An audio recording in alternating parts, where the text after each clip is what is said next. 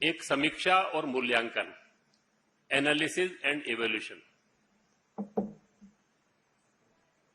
हमने संघ के काम का एक सतत भाग है, यूनिकनेस ऑफ आवर ऑर्गेनाइजेशन है। We always think about expansion and consolidation, कार्य विस्तार और गुणात्मकता, कार्य की भी कार्यकर्ता की भी। तो इसकी समीक्षा करना, इसका मूल्यांकन करना। दूसरा, initiatives for the transformation among society. Sangh का जो गोल है, ultimate goal of the RSS is to transform the society. Basically Sangh संगठन नहीं है, यह समाज परिवर्तन का एक बड़ा जन आंदोलन है। We always initiate for that, और वो जो इनिशिएटिव्स हैं उसकी भी समीक्षा करना। ये जो ट्रांसफॉर्मेशन है, ये नेवर हैपन्स बाय कानून, एक्ट, नियम, भाषण, इन सब से नहीं आता है। इसके लिए थोड़ा वातावरण बनाना पड़ता है, प्रयास करने पड़ते हैं, और जो ये ट्रांसफॉर्मेशन चाहते हैं वो जैसा चाहते हैं वैसा उनका बनना पड़ता है।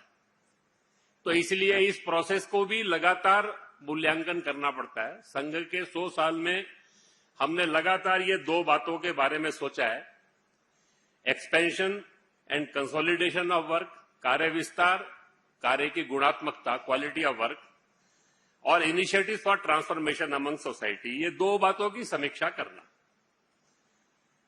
शताब्दी वर्ष 100 साल संघ के पूरे हो रहे हैं, तो स्वाभाविक है उसको ध्यान में रखकर थोड़ा काम का मूल्यांकन करना, गति बढ़ाना, इसके बारे में सोचना। तो हमने 6 साल पहले कुछ टारगेट्स तय किए थे, हर वर्ष उसकी समीक्षा करते हैं। तो it was also an occasion for introspection की 6 साल पहले हमने जो तय किया वहां पर हम कहां तक पहुंचे हैं, उसके बारे में भी सोचना। और विजयदशमी यानी 2025 अक्टूबर में जब शताब्दी वर्ष प्रारंभ होगा, तब तक उनको हम प्राप्त करें। 3 तरह के लक्ष्य थे, एक कार्य विस्तार, गुणात्मकता, दूसरा सुप्त शक्ति जागरण। हमारा हर स्वयंसेवक that should become an active worker, वो सक्रिय कार्यकर्ता बनना चाहिए। कल मुकुंद जी ने बताया 1 करोड़ स्वयंसेवक हैं, 50-60 लाख लोग हमेशा काम में जुड़े रहते हैं। 6-7 लाख लोग, 8 लाख के लगभग कार्यकर्ता ऐसे हैं जो कुछ रिस्पॉन्सिबिलिटी लेकर भी काम करते हैं। हमारा टारगेट यह है कि अधिकाधिक लोग डे टू डे कंट्रीब्यूट कर सके, ऐसे एक्टिव हों, और समाज की सज्जन शक्ति, यानी जिसको कहते हैं leaders of the society, economic field, social field, religious field, और एजुकेशन, इंटेलेक्चुअल, ऐसे सब समाज का जो नेतृत्व है, उनके साथ हमारा एक वेवलेंथ बने। वो भी समाज के हित में सोचते हैं, हम भी समाज के हित में सोचते हैं। तो मिलकर जहां काम कर सकते हैं वहां मिलकर काम करना है। ऐसे सब बातों को लेकर हमने प्लान किया था। और 2 बातें और, जो संघ शताब्दी में क्या करेंगे उसकी भी चर्चा करने वाले हैं। सिनेरियो, इस समय समाज राष्ट्र का परिदृश्य क्या है, what is the contemporary scenario, हमारा रोल क्या है, ये 2 बातों के बारे में कल दत्ता जी आपके सामने बातचीत रखेंगे। संघ शताब्दी की करणीय बातों के बारे में भी, और कंटेम्परेरी सिनेरियो में what is our role, how we think, how we want act, ये सब बातों के बारे में, थोड़ा पॉलिसी के विषय, ये सब कल वो रखेंगे। कल मुकुंद जी ने आपके सामने जानकारी रखते हुए कार्य विस्तार के बारे में काफी बातें कही। संघ का कार्य विस्तार का कितनी डायमेंशन होती हैं, अगर उसके बारे में सोचना हो तो, और वो हम मूल्यांकन करते हैं तो ध्यान में आता है कि संघ के काम का यूनिकनेस कैसी है।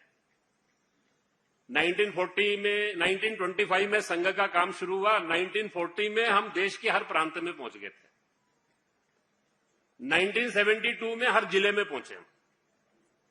96 के अंदर हम हर ब्लॉक और नगर में पहुंचे। मैं जब हर कहता हूं तो लगभग एक 85-90% हो गया, यानी वो 100% की ओर बढ़ रहे हैं हम। उसके बाद हमने अपना टारगेट मंडल और बस्ती रखा, तो that is a geographical target. 10,000 population के ऊपर हमने 1,03,000 यूनिट्स बनाए। जो उसके बारे में कल उन्होंने आपको बताया भी।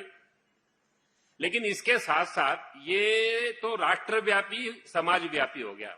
Ultimately we have to become a movement of 100%, और इसीलिए हम कहते हैं सर्वस्पर्शी सर्वव्यापी। तो एक एक जगह विचार करना शुरू करते हैं। तो कॉलेज स्टूडेंट्स में हमारा काम है। हमें थोड़े समय पहले ध्यान में आया कि प्रीमियर इंस्टीट्यूशन में जैसा काम चाहिए वो नहीं है, तो हमने उस पर फोकस करना शुरू किया। एम्स हैं, रिसर्च के इंस्टीट्यूट्स हैं, आईआईटीज है। देश में 2009 प्रीमियर इंस्टीट्यूट्स है। एक 10 साल के लगातार प्रयास से आज हम 134 में हमारा रेगुलर काम शुरू हो गया है। आने वाले समय के अंदर ऑल 2209 इंस्टीट्यूट्स में आना जाना प्रारंभ हो गया, लेकिन अपना काम ये प्रारंभ हो सके।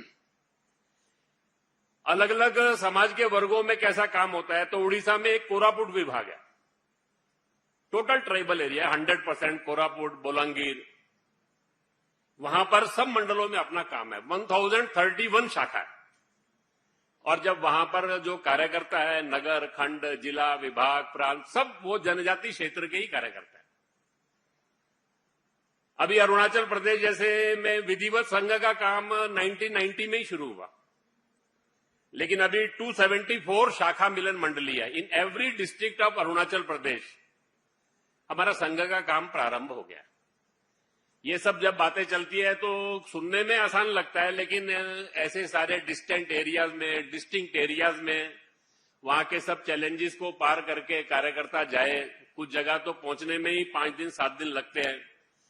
तो सामान्य कार्यकर्ता सब, हमारे यहाँ कोई पेड कार्यकर्ता नहीं है, सब वॉलंटरी काम करते हैं। हर वर्ष हम आह्वान करते हैं अपने स्वयंसेवकों को 7 दिन, 15 दिन, 20 दिन, 25 दिन एक्सपेंशन के लिए दें।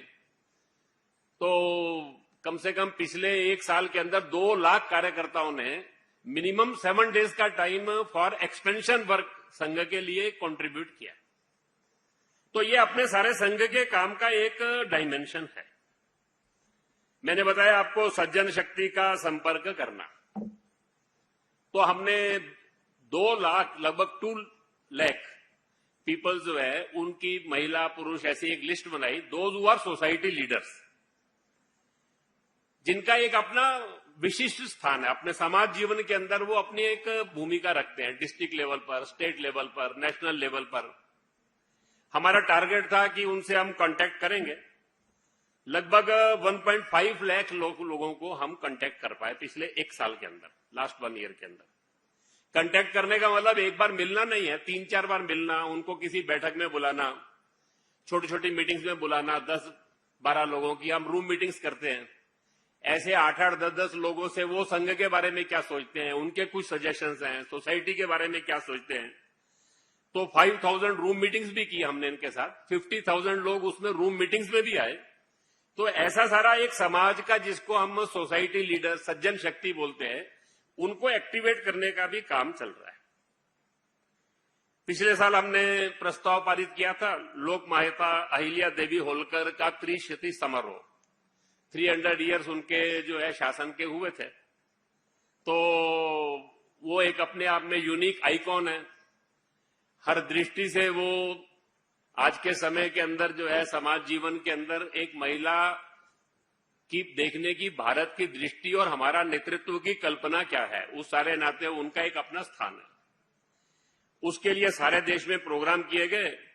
अभी जितनी जानकारी आई सारे उसमें से एट 22,000 प्लेसेस प्रोग्राम हुए उनके, और 28 लाख लोग, महिला पुरुष सब मिलकर उसके अंदर पार्टिसिपेट हुए।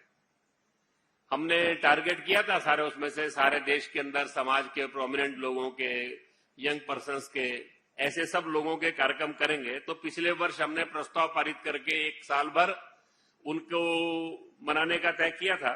तो इतने प्रोग्राम पिछले वर्ष में हुए। समाज जीवन के अंदर सामाजिक भूमिका में महिला का रोल बढ़ना चाहिए। तो इस दृष्टि से हमने सोसाइटी में जो ऐसे एक्टिव महिलाएं हैं, वो हमारी ऑर्गेनाइजेशन की भी हो सकती है, सामान्य समाज में एनजीओ बनाकर, बाकी सब बनाकर, इंटेलेक्चुअल, ये सब भी हो सकती है। ऐसे सबके लिए हमने एक 1 डे 3-4 सेशन के महिला समन्वय के नाम से महिला सम्मेलन किए थे। स्थानीय संस्था बनाकर ऐसी leadership summit of the women among women, ऐसे सारे जो समिट किए, तो लास्ट ईयर 472 समिट्स ऐसे हुए जिसके अंदर 5.75 लाख ऐसे समाज जीवन के अंदर कंट्रीब्यूट करने वाली, सोशली एक्टिव, इंटेलेक्चुअल समाज में लीडरशिप देने वाली, ऐसे कंट्रीब्यूट करने वाली महिला लीडरशिप, उसको हमने बुलाया। वो सब भी इन कार्यक्रमों में आए। बहुत सारी बातें बताने की है, लेकिन समाज जीवन के अंदर कहीं भी कोई प्रॉब्लम देखना तो उसके बारे में सॉल्यूशन सोचना शुरू करना।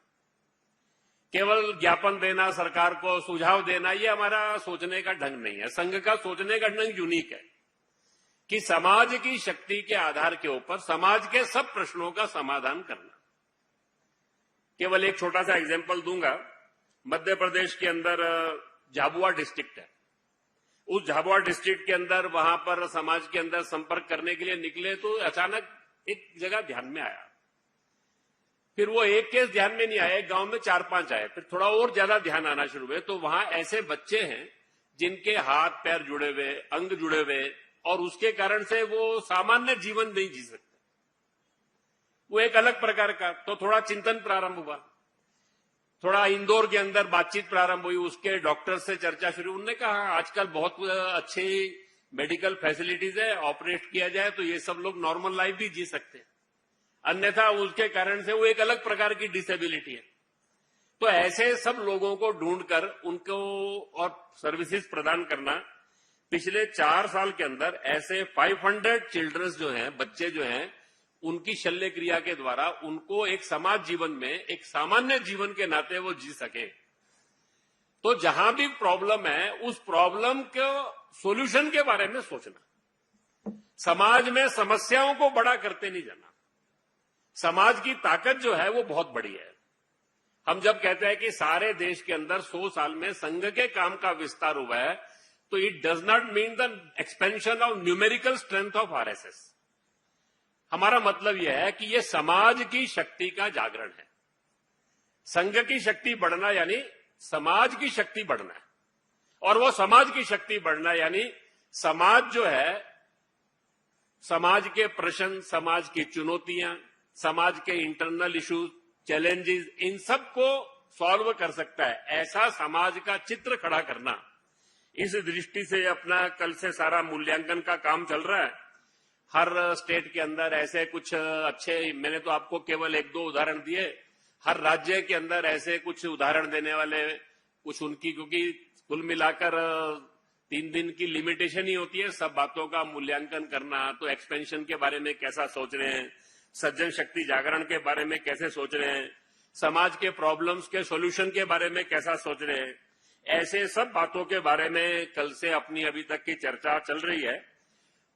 जो संगठन है वो भी अपने बारे में, कामों के बारे में ऐसा थोड़ा थोड़ा एक जानकारी देने का, जो उनकी विशेष बातें होती है वो सब होती है, उसकी जानकारी देते हैं।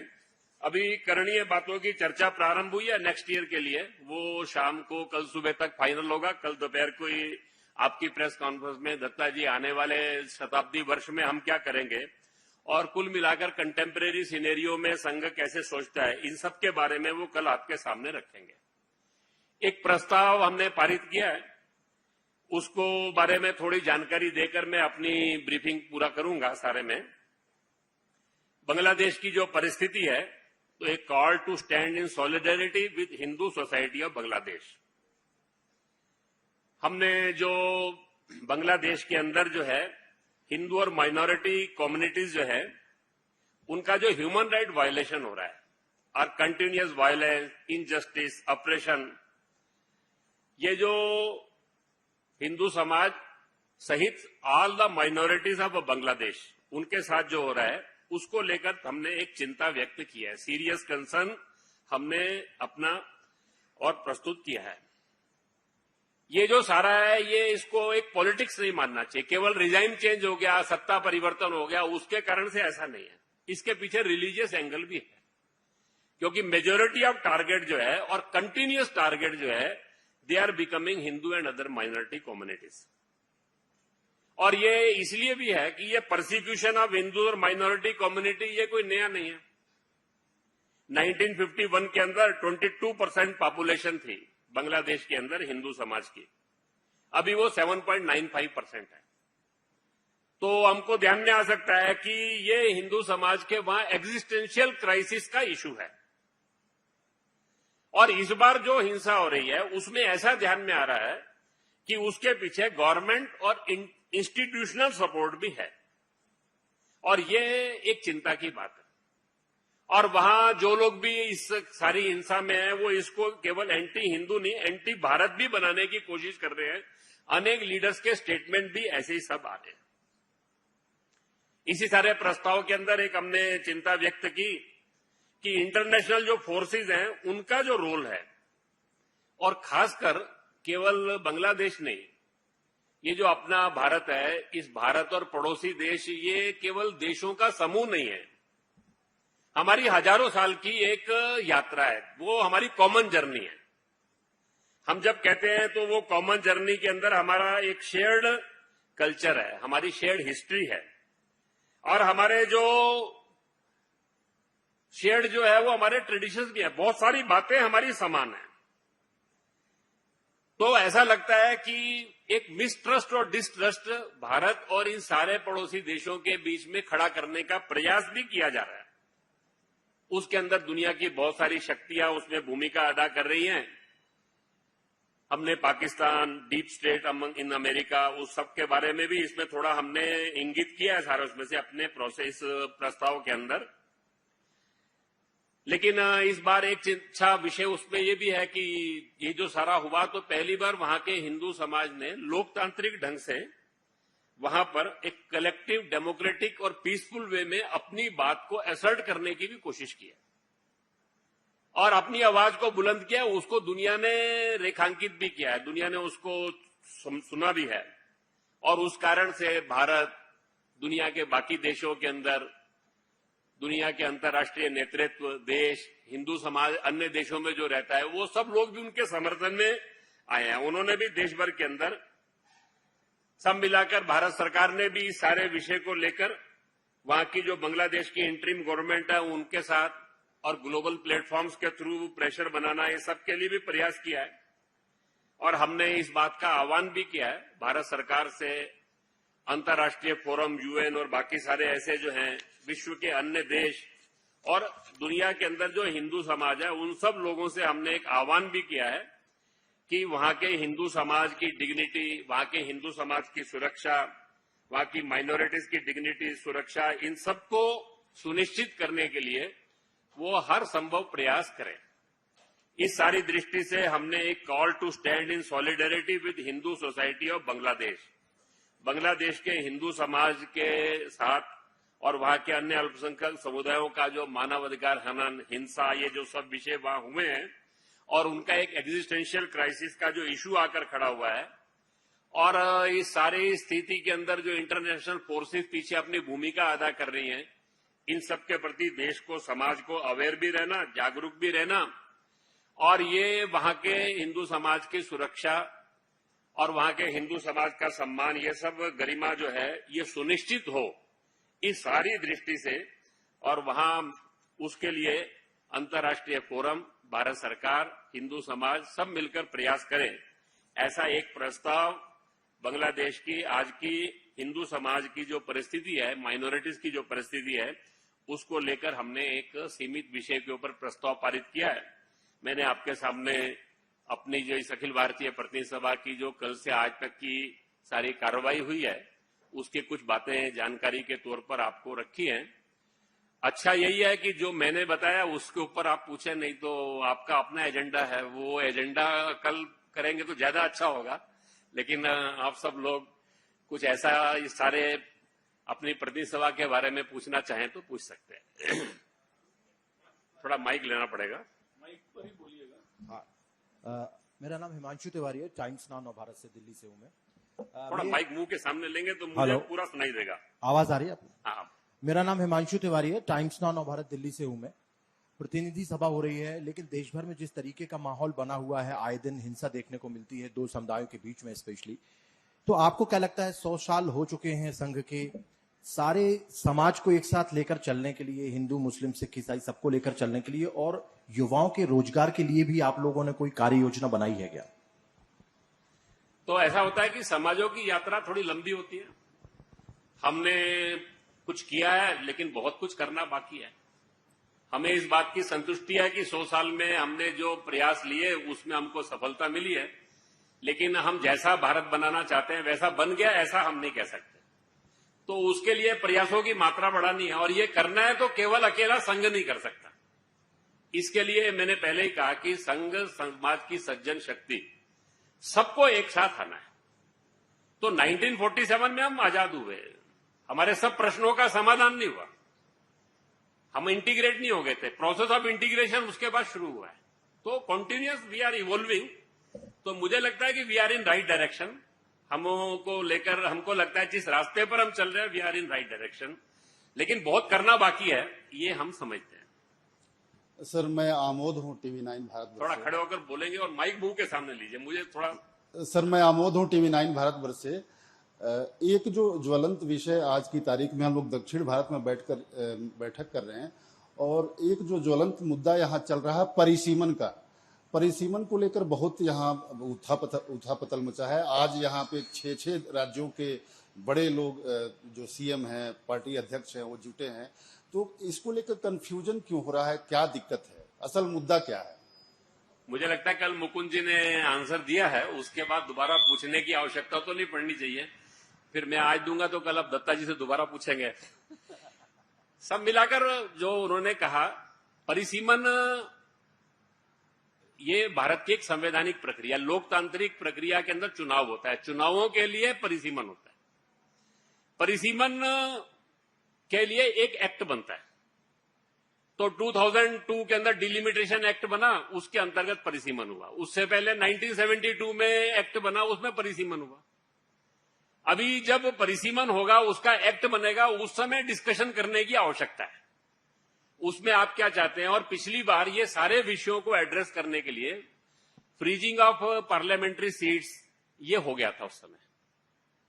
तो उस समय फ्रीज हो गया, इशू तो क्लोज हो चुका है। अभी दोबारा इसको खड़ा तो तब करेंगे कि जब नया एक्ट बनेगा और उस एक्ट बनते समय अगर सरकार कहे कि नहीं वी आर ओपनिंग दैट, तो मुझे लगता है कि अनावश्यक आशंकाएं खड़ी करना, अविश्वास खड़े करना, इससे बचना चाहिए। समाज जीवन के अंदर, सारे देश के अंदर एक दूसरे के प्रति विश्वास, समाज जीवन के अंदर सबको साथ लेकर चलने का भाव, ये लोकतंत्र का मूल होता है। तो थोड़ा उसके बारे में सोचना चाहिए। बाकी लोकतांत्रिक प्रक्रिया है, जिस समय ये विषय आएगा उस समय इसका डिस्कशन होगा प्रारंभ। अभी तो सेंसस भी नहीं हुआ, डिलिमिटेशन का चर्चा भी नहीं हुई, डिलिमिटेशन एक्ट भी नहीं आया। ये 2002 के एक्ट पर होगा तो उसमें फ्रीजिंग हो चुका है। अगर कोई नया बनेगा तो उसके बारे में डिस्कशन भी अभी शुरू नहीं हुआ। मुझे लगता है कि इसको लेकर जो चर्चा कर रहे हैं, थोड़ा उनको भी इंट्रोस्पेक्शन करना चाहिए कि ये उनका पॉलिटिकल एजेंडा है या वो वास्तव में अपने क्षेत्र के हित के बारे में सोच रहे हैं। ये दोनों के बारे में उनको भी विचार करके आप उनसे पूछिए कि क्या डिलिमिटेशन प्रोसेस शुरू हो गया क्या। आप ये सारी बातें कर रहे हैं तो आपको बात करते समय उनसे भी पूछ लीजिए थोड़ा। नमस्कार सर, मैं मेघा प्रसाद एबीपी न्यूज से। हाँ जी, मेघा प्रसाद एबीपी न्यूज से। सर नमस्कार। आपसे सवाल जो मेरा ये है कि पिछले 1 साल से भारतीय जनता पार्टी अपने अगले अध्यक्ष के चुनाव में एक तरीके से लगी हुई है। हर बार बोला जाता है कि ये असेंबली इलेक्शन खत्म होगा फिर नया अध्यक्ष आ जाएगा, महाराष्ट्र खत्म होगा तो आएगा, दिल्ली खत्म होगा तो आएगा, होली के बाद आएगा। ये अभी तक चुनाव हो नहीं पाया है और अब कुछ खबरें हिंदी मीडिया में, हिंदी अखबारों में ये चल रही है कि आरएसएस और बीजेपी के बीच में इतनी ठनी हुई है, इसलिए एक नाम पर ये इनकी अग्रीमेंट नहीं हो पा रही है। इस पे मैं पूछना चाहूंगी सर, क्या हो रहा है, क्या समन्वय मीटिंग हुई है, आप लोग की तरफ से कुछ नाम गए हैं, क्या स्टेटस है? तो संघ के स्वयंसेवक 32 से ज्यादा संगठनों में काम करते हैं। हर संगठन जो है वो स्वतंत्र है, स्वायत्त है। हर संगठन की अपनी एक निर्णय प्रक्रिया है। हर संगठन के अंदर उनके यहाँ सदस्यता होती है, उनके यहाँ निर्वाचन होते हैं, नीचे की इकाई पर होते हैं, मंडल, जिला होते हैं, वो सब उनकी प्रक्रिया चलती है। और अध्यक्ष के चुनाव के लिए कोई समन्वय बैठक होती नहीं है। और बाकी मीडिया में क्या चलता है, तो मीडिया को 24/7 एक्टिव रहना है, तो उनको कुछ न्यूज चाहिए, और न्यूज क्या है वो आपको भी मालूम है सारे उसमें से। तो एक पक्का मान के चलिए कि हमारी कोई ठनी हुई नहीं है। समाज राष्ट्र के प्रश्नों पर हम मिलकर काम करते हैं, और आज भी हम परस्पर विश्वास उसके आधार पर काम कर रहे हैं। बाकी उनकी प्रक्रिया चल रही है, उनकी सदस्यता भी हुई है, बूथ समितियां भी बन गई है, जिले प्रदेश वो भी बन रहे हैं। उस प्रक्रिया में आने वाले समय के अंदर राष्ट्रीय अध्यक्ष का चुनाव उनका होगा सारे उसमें से। वो प्रक्रिया उनकी अपनी जो पार्टी की व्यवस्था है उसके अंतर्गत होगी सारे में से। थोड़ा दिन धैर्य रखिए, अपने आप ध्यान में आ जाएगा सब। Sir, I am Narayankar from United News of India. I'll sit and ask because I have the laptop on my laps. There are there are a couple of questions. You were talking about, asking the central government to take up this issue. And of course, the central government has taken up this issue of atrocities or persecution of Hindus in Bangladesh. So, are you satisfied as of now what the central government is doing? And if not, what more you are expecting from the central government? This is my first question. नहीं, उसमें मुझे ऐसा लगता है कि हमने इसमें लिखा है, The government of Bharat has expressed its resolve to stand with Hindu and other minority communities of Bangladesh and need of their protection. Government of Bharat has taken up the issue with the interim government of Bangladesh as well as on several global platforms. ABPS urges the government of Bharat to make all possible efforts to ensure the protection, dignity and well-being of Hindu community in Bangladesh, along with engaging government of Bangladesh in continuous and meaningful dialogue. ये process है, वहां का solution हो गया ऐसा तो नहीं है, वो कंटिन्यूटी है। तो सरकार अपने स्तर पर काम कर रही है। हमने इतना ही कहा है कि आप हर संभव प्रयास कीजिए, उसके लिए जो जो करना आपको ठीक लगता है वो है। और वी आर सेटिस्फाइड कि भारत की सरकार ने जो है उसको इश्यू की सीरियसनेस को समझकर वहां पर विदेश सचिव को भेजना, अलग अलग स्तर पे बातचीत होना, 1-to-1 डायलॉग होना, इंटरनेशनल फोरम्स का उपयोग करना, ये सब उन्होंने किया है। हमने इसमें अपने प्रस्ताव में इसको नोट भी किया है और मेंशन भी किया है, और ये कंटिन्यूस रखना पड़ेगा अभी जब तक वहां की परिस्थिति नॉर्मल नहीं होती। My second question is, with regards to this persecution in Bangladesh, there may be situations arising that there may be some kind of a refugee problems. In this context, will the RSS propose amendments or a fresh push for implementation of CAA or any other legal so that you can accommodate the persecuted Hindus in Bharat? देखिए, ये जो मैंने पहले ही कहा कि हमारी एक shared history है, हमारी एक शेयर्ड सिविलाइजेशन की एक यात्रा है, जर्नी ऑफ द सिविलाइजेशन हमारी कॉमन है। अनफॉर्चुनेट हो गया कि 47 में पार्टीशन हो गया। जब पार्टीशन हुआ तो हमने पार्टीशन में जमीन का पार्टीशन किया था, पॉपुलेशन का नहीं। और दोनों ने आश्वासन दिया था कि अपने अपने देश की माइनॉरिटीज का प्रोटेक्शन करेंगे। ये वो दोनों का आश्वासन है। नेहरू लियाकत पैक्ट 3 बार पैक्ट हुआ है, वो तीसरी बार में भी यही है। अनफॉर्चुनेट है कि पाकिस्तान बांग्लादेश जो बन गया बाद में, उन्होंने उसको ऊपर अपना ऑनर नहीं किया। वो जो वहां का हिंदू समाज है वो हमारी रिस्पॉन्सिबिलिटी है, हम उससे बच नहीं सकते। ये जो आज जिसको हम भारत कहते हैं, जिसका हम गर्व करते हैं, उस भारत को बनाने में जितना कंट्रीब्यूशन देश के इस हिस्से में रहने वाले हिंदू का, उतना वहां का भी है। वो वहां सुख से रहे, शांति से रहे, वहां उस समाज राष्ट्र जीवन की व्यवस्था में आज जो व्यवस्था है उसमें कंट्रीब्यूट करते हुए वो सोचे। लेकिन अगर कल को उसको कुछ भी कठिनाई होगी, कुछ भी कष्ट होगा, तो हम अपनी जिम्मेदारी से पीछे नहीं हट सकते। उसके लिए क्या करना पड़ेगा, ऐसी कोई परिस्थिति आई तो उस समय सोचेंगे। अभी तो हमारी इच्छा है कि वो जो वहां है, जहां है, वहां सम्मान के साथ, सुरक्षा के साथ, अपने मत पंथ सबकी सुरक्षा के साथ वो जी सके, सम्मान के साथ जी सके। इसके लिए हमको प्रयास करना है, ये हमारा सोचना है। नमस्ते, मैं रमेश हूँ। विक्रमा कन्नड़ा वीकली से। ये लिंग्विस्टिक के ऊपर प्रांतों का रचन पहले ही हुआ है। उसके लिंग्विस्टिक भाषा के ऊपर, भाषा के आधार पर प्रांतों का ये सीमा तय हुआ है, वो एक्ट भी है। मगर उसके बाद भी कई प्रांतों में बॉर्डर डिस्ट्रिक्ट्स जो है उसमें ये डिस्ट्रिक्ट्स उस स्टेट्स को आना चाहिए, ऐसा डिस्प्यूट्स चलते रहता है। संघ के हिसाब से ये प्रांतों का ये बॉर्डर इश्यू है, क्या ये डिस्कशन पे होना चाहिए या क्लोज्ड चैप्टर है, ऐसा इसका ऊपर क्या है राय? तो देखो, ऐसा है कि हमारा जो राष्ट्र जीवन है ना, उसकी अपनी एक यूनिकनेस है, उसको सबको ध्यान रखना। भारत में सदियों से भाषाएं अनेक है, भाव एक है। All languages there are essence that is one. कोई भी महापुरुष, कोई भी भाषा, किसी ने भी एक राज्य का विचार नहीं किया। वो हमेशा उसके अंदर पूरे राष्ट्र का ही विचार है। हमारे देश के अंदर मतपंथ अनेक है, लेकिन गंतव्य एक है, वो हमारा वैशिष्ट्य है। हमारे यहां खान पान ये सब अनेक हैं, लेकिन हमारे मूल्य एक हैं, संस्कृति एक है, हमारी कल्चर एक है। तो भारत का हमारा कन्विक्शन है that is one people one nation, एक राष्ट्र एक जन। भारत के अंदर राज्य अनेक थे, राष्ट्र एक था। किसी भी राज्य का व्यक्ति कहीं भी आ सकता था, जा सकता था, रह सकता था। ये भारत की यूनिकनेस रही है। तो ये बातें ध्यान में रखते हुए किसी भी कारण से विवाद के विषय ये नहीं बनने चाहिए। खान पान, भाषा, मत, पंथ, लैंग्वेज, राज्य, ये किसी भी संघर्ष का विषय नहीं बनना चाहिए।